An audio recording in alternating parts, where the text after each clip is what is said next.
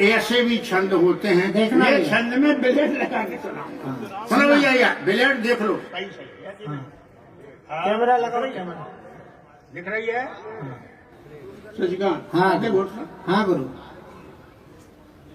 ये मैंने लाल किले पे सुना है, आप देख सकते हैं यूट्यूब पे। अरे यार, वीर रस का कोई ऐसा बड़ा मामला नहीं, हम तो ऐसे भी कह सकते हैं, देश के विकास के लिए, शांति के प्रयास के लिए, नित नए उत्थान के लिए। अरे वीर रस में तो ऐसे ही चिल्लाना पड़ता था, बंद चिल्लाना। नित नए उत्थान के लिए, आन बान शान के लिए, सारे भेदभाव छोड़कर, आपसी तनाव छोड़कर, सिर्फ एक काम कीजिए, शेर छाप बीड़ी पीजिए।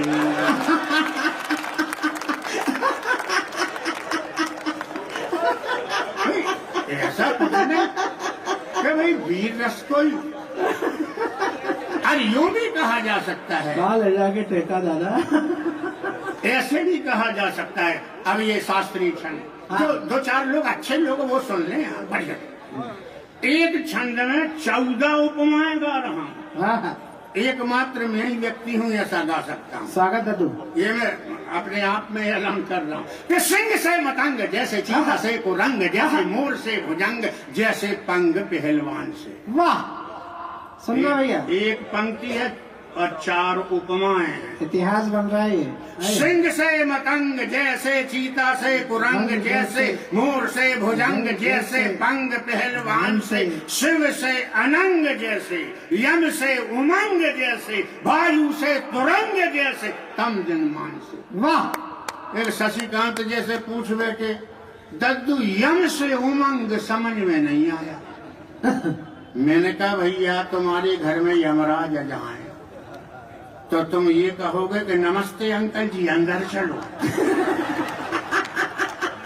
अरे सिट्टी बिट्टी गुम हो जाएगी। यमराज भयानक रस का देवता, केवल कामदेव को जीता तो भगवान शिव ने है, और यम जो है वो भयानक रस का देवता है, उसमें उमंग कभी नहीं आ सकती। इसलिए शिव से अनंग जैसे, यम से उमंग जैसे, वायु से तो रंग जैसे, तम दिन मान बाज से विहंग जैसे, बाज से विहंग, आंधी पानी से पतंग, शिवाजी से औरंग, कालने में हनुमान से, वैसे युद्ध कर कभी टिक नहीं सकता है पापी पाकिस्तान मेरे भारत महान से।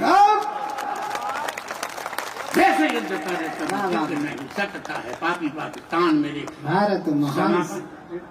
हाँ, एक अपने बहुत से लोग जा रहे हैं तो मैं यहाँ समापन की एक कविता पढ़ ले रहा हूँ, क्योंकि भैया यार चलो वो भी ठीक यार, लेकिन ज्यादा लोग उठ रहे हैं, ऐसा लगता है कि अंतिम संस्कार में नहीं करने आया था। नहीं नहीं, ऐसा नहीं है। देखो क्या है कि अपने पास तो सब इतनी किताबें हैं, किसी भी रस में कितना भी सुनाया जा सकता है। अगर धार्मिकता में सुनाए तो प्रबंध काव्य और महाकाव्य भी हमने लिखे, एक आध बार अलग से गोष्ठी करके देख लें कि राम काव्य पूरे में अपने 2.5 घंटा सुना सकते हैं, ऐसा कुछ नहीं। लेकिन अब जैसे जिस कविता को आपने कहा मैं बोल सुना, एक विज्ञान की विशुद्ध कविता, जो विज्ञान की श्रोता हैं उनकी तालियां पहले चाहूंगा। एक बार जरा तालियां बजा दीजिए, एक अच्छी कविता से गुरुदेव समापन कर रहे हैं। 40-45 साल पहले कभी मैंने यहाँ सुनाई। देखिए मित्रों, एक बात समझ लीजिए, लेकिन गुरुदेव के पास हर रस की कविता है और हर स्तर की कविता है। स्तर से लेकर उन तमाम प्रकांड पंडितों तक इनकी कविताओं का लोग लोहा मानते हैं। और आदरणीय रमेश जी, प्रतुल्य जी के जमाने से वो आ रहे हैं। आज विशेष रूप से उन्हें इस कवि सम्मेलन में केवल इसलिए बुलवाया गया है कि हमारी पुरानी पीढ़ी में से कुछ चुनिंदा नाम हिंदी कविता के पास बचे हैं, जिनके पर हम भविष्य में गर्व करेंगे। आज का एक कवि सम्मेलन इसलिए ऐतिहासिक होगा कि गुरु सक्सेना ने भरपूर कविताएं आपको सुनाई। अगर एक कविता अंतिम आप सुनना चाहते हो तो एक भी व्यक्ति ना उठे, एक बार जरा जोरदार तालियां बजाकर गुरुदेव को आदेशित करिए कि वो उनके मन से अपने काव्य पाठ का समापन करें। बहुत बहुत बढ़िया। मैं आपका सबका नमन बंधन इस मेरे पास बहुत कार्यक्रम आते भैया, लेकिन मैं जाता कहीं नहीं, क्योंकि पहली चीज तो इस बुढ़ापे में काय को अब रगेद रहे, हो गया जो होना था, बच्चे नहीं जाने देते, जैसे तैसे मैं तो लड़ा के छिंदवाड़ा आ पाया हूँ कि नहीं भैया छिंदवाड़ा मेरी अपनी जगह है।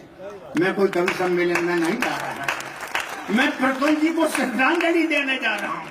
जैसे तैसे करके ड्राइवर पकड़ू के बहुत 2 बार पोपली जी का फोन भी आया, हाँ आ रहा आऊंगा, इसलिए क्योंकि ये मानस मंडल का कार्यक्रम सुगम, इसलिए मानस पे एक छंद और सुन लो। आप लोगों की तालियां चाहूंगा, एक छंद मानस पे और सुना रहा हूँ, लेकिन ये कि रामचरित मानस पर हास्य पूरे में कहीं हास्य नहीं, लेकिन मैंने निकाला, और उसके बाद वो कविता और फिर आएंगे देश के श्रेष्ठ संचालक, हमारे तो शिष्य हैं, लेकिन देश और विदेश में नाम अपना साला जाटा ही छापा तक पहुंच पाया, फरासी तक गया, तो क्या करेंगे कोई बात। सुनिएगा भाई साहब, ताली बजाओ यार, बढ़िया छंद सुना। कुंभकर्ण आया देख राम जी की सेना बीच, मची भगदड़ हर योद्धा घबराया है। वाह, 15 रामायण पढ़ी मैंने, कहीं नहीं लिखा जो मैं सुना रहा हूं। और आप भी कहोगे कि यार भाई सांड जी गजब कर रहे। मची भगदड़ राम, कुंभकर्ण आया देख राम जी की सेना बीच, भची भगदड़ हर योद्धा घबराया है। भागे जामवंत सबसे सियाने, सबसे सियाने कौन?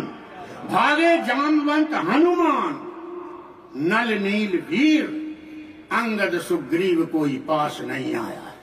सब मानस पढ़ने वाले बैठे हैं और वो यही कहेंगे कि हमने तो भैया कहीं नहीं पढ़ा कि किसी युद्ध में हनुमान जी भागे हों, जामवंत भागे हों, कहीं किसी पुराण में भी नहीं लिखा। और समझ जी आप कह रहे, हम हाँ कह रहे, और आप भी कहोगे सही कह रहे।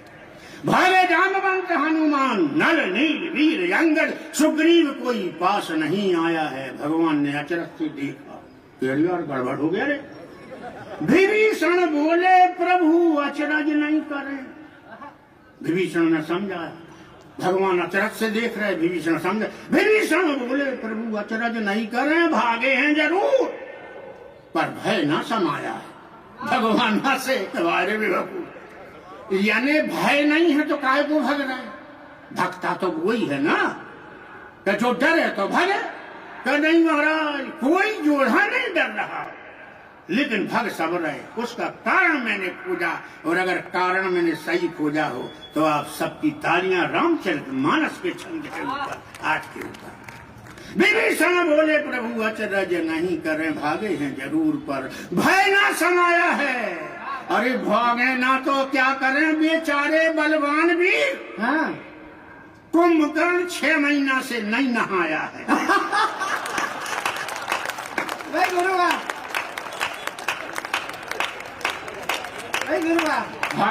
भागे ना तो क्या करें? वाह वाह वाह, लड़ाई थोड़ी करना है, लेकिन सूंघे कौन उसको? कुंभकर्ण 6 महीने से नहीं नहाया है। और जिस कविता के लिए आदेश, हाँ गुरु, जो कुछ विज्ञान कह रहा है उसको मैं कह रहा हूँ। मैंने बहुत सी जीवन की बातों को विज्ञान से सिद्ध किया, गणित से सिद्ध किया।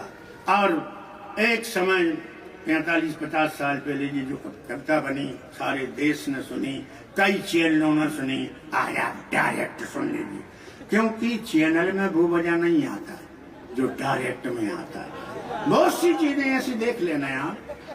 मैं बताऊं कि जब मेरी पत्नी पड़ोसन की नई साड़ी देखती है तो हाइड्रोजन गैस बनकर जलने लगती है। जब मेरी पत्नी पड़ोसन की नई साड़ी देखती है तो हाइड्रोजन गैस बनकर जलने लगती है। उसका जलना देखकर पड़ोसन और नई नई साड़ियां लाकर उसे दिखाती है, यानी कि ऑक्सीजन गैस बनकर उसके जलने में सहायता पहुंचाती है। वाह, अरे विज्ञान पे सुना रहा है, ताली बजा। देश में कोई हो तो खोज लो। यानी कि ऑक्सीजन गैस बनकर उसके जलने में सहायता पहुंचाती है। मतलब एक तरफ हाइड्रोजन, एक तरफ ऑक्सीजन, इन दोनों से बने हुए समीकरण के बीचों बीच मेरा सारा धन, मेरा सारा धन पानी बनकर बह जाता है। मेरा सारा धन, मेरा सारा धन पानी बनकर बह जाता है। इसी गोत्र की कविता है। सूर्य ग्रहण, चंद्र ग्रहण बिना भूमिका के आपके सामने रख रहा हूँ, और इस हिसाब से रख रहा हूँ कि जब तक पृथ्वी रहेगी, जब तक ये कविता रहेगी। क्या बात है गुरु। क्योंकि जब तक सूरज चांद रहेंगे तब तक सूर्य ग्रहण चंद्र ग्रहण रहेगा। क्या बात है गुरुदेव। ग्रहण तो कभी मिटने वाला नहीं, चाहे हम आप मिट जाएं तो कोई लड़का किसी लड़की के चक्कर लगाए और कोई खलनायक उनके प्यार में टांग अड़ाए। ये बात हमें अच्छी तरह से समझ में आती है, लेकिन यार ये पृथ्वी सूर्य के चक्कर क्यों लगाती है? वाह, अरे अरे तेरे बुझे मत सुनो, नहीं तो हम भी बैठ जाएंगे। मस्तिला विज्ञान की कविता है यार। ये पृथ्वी सूर्य के चक्कर क्यों लगाती है? अपने को व्याकुल व्याकुल किए, मिलन की कामना लिए, एक लंबे समय के बाद पूरी करने मुराद, जब इसे सूर्य से मुलाकात करने का अवसर आता है, ये कमबख्त चंद्रमा दोनों के बीच में छप जाता है। ये चंद्रमा दोनों के बीच में ठग जाता है। ये ओछेपन की निशानी है। ये ओछेपन की लगता है किसी फिल्म की कहानी है। फिल्म में भी बिल्कुल इसी टाइप के दृश्य रहते हैं। विज्ञान वाले इसे सूर्य ग्रहण क्यों कहते हैं? विज्ञान वाले इसे सूर्य ग्रहण क्यों कहते हैं? सूर्य स्वभाव से गंभीर है, शरीर से बलिष्ठ है, वीर है, पृथ्वी से बड़ा है, कई गुना बड़ा है। विज्ञान के पृथ्वी से बड़ा है, इसलिए उसकी नजरों में गड़ा है। अगर वह पृथ्वी को अपनाए, रूप राशि का समुचित लाभ उठाए, तो दोनों का पति पत्नी के समान सुंदर जोड़ा बन जाता है। पर ये बदमाश चंद्रमा पृथ्वी से है तो चौथाई, फिर भी उसके चक्कर लगाता है। वाह वाह वाह वाह। ये चंद्रमा पृथ्वी से है तो चौथाई, फिर भी उसके चक्कर लगाता, एक तो चक्कर लगाता है। और पृथ्वी जब अपने बचाव के लिए सूर्य के सामने आती है तो पट्टा पृथ्वी के पीछे छिप जाता है। मतलब सूर्य से डरता है। ये सरासर कायरता है।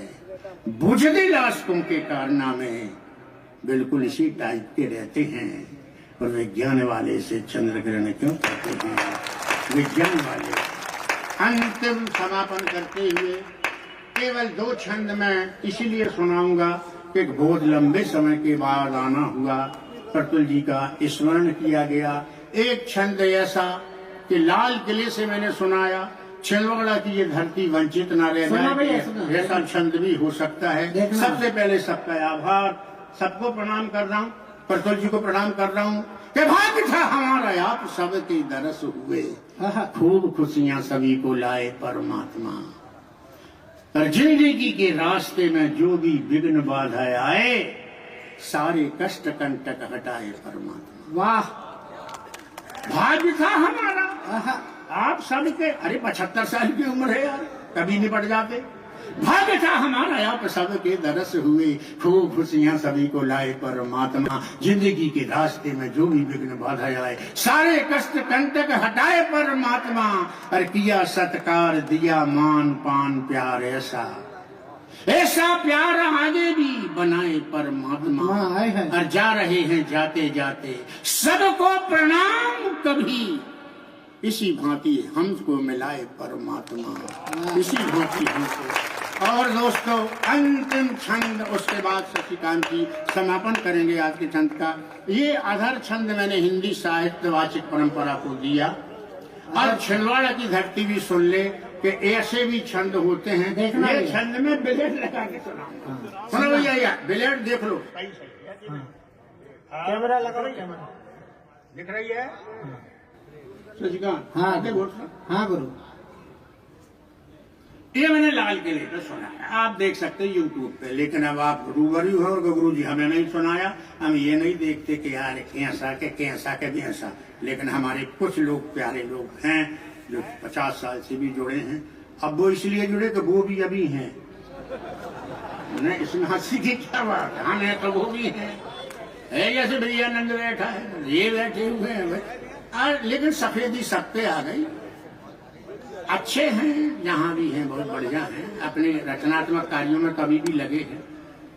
सुनिएगा ताली बजाकर। आइए, आपने कभी जिंदगी में कभी नहीं सुना होगा, चाहे 70 साल हो गए हों कार्यक्रम को। सुनाऊं? सुनाओ। एक बार ताली बजा के आदेश करिएगा।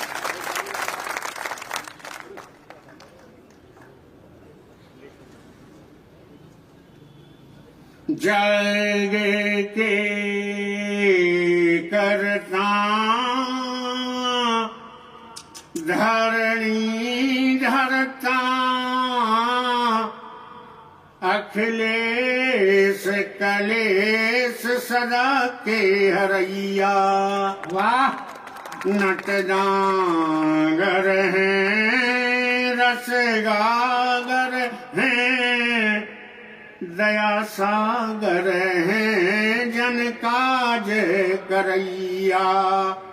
आज खेली सखी का लद्दी के तट, गेंद घड़ी घड़ी नंद की छैया।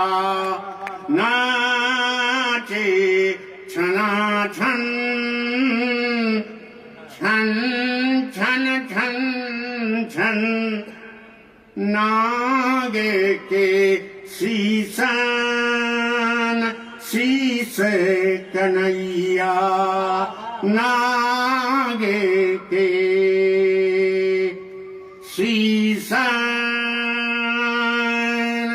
शीस कन्हैया। नागे के शीसन